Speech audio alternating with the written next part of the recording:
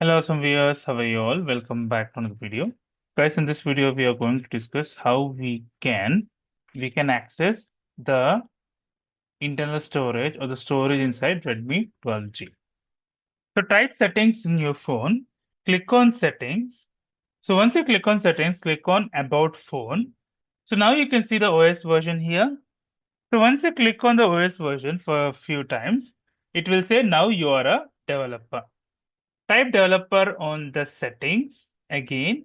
So you'll get developer options. So open the developer options, drag it down to default USB configuration. Click on default USB configuration. Here you give file transfer.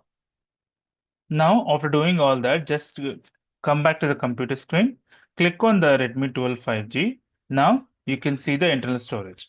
Hope you like the video, guys. If you like the video, please click on like. If you're a new viewer, please click on subscribe. Till then, guys, take care. Have a great day. Bye bye.